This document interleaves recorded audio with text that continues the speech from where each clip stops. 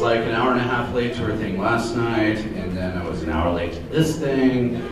Basically, I'm really, really bad at looking at other people's schedules. So I'm Adam Dworkis, and I'm not a slam poet. Sorry.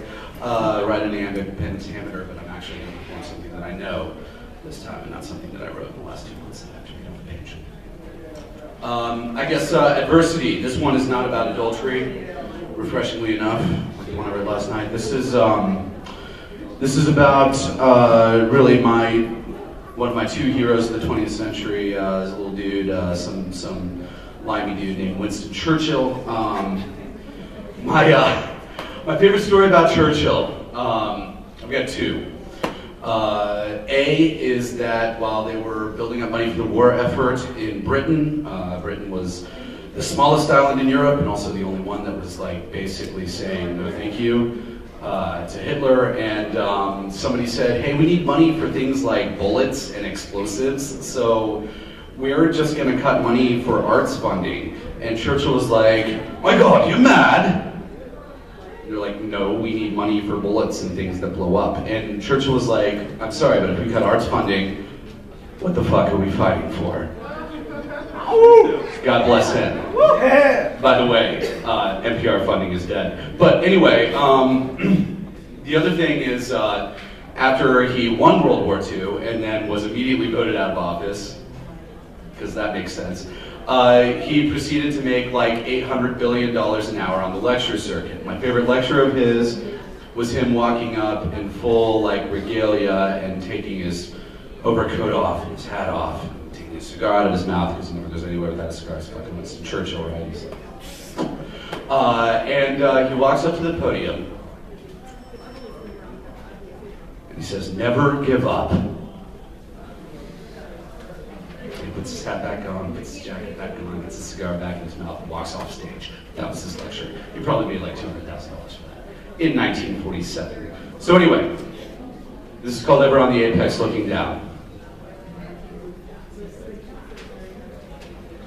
And I'm a little nervous, but I probably won't fuck this up. Probably, but I might. A moment in time. An overwhelming silence, a moment alone. But you create this thirst for all that I'm not. I drink, drink, and drink, ever parched, yet full. So I write the stanzas that make my whole body sing, cinquain, haiku, free verse. They come close, but never cut it. The blade sinks deeper, seeking equilibrium. I writhe, seeking pressure. My fist on the handle, and the thrust continues. In sighs, I slice again. The cactus has thorns, because it knows that what's inside is so good. Persist.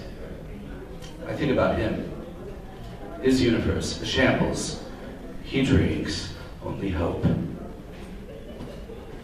So I let Winston be my greatest guide, and Christ, Muhammad, all the rest agree.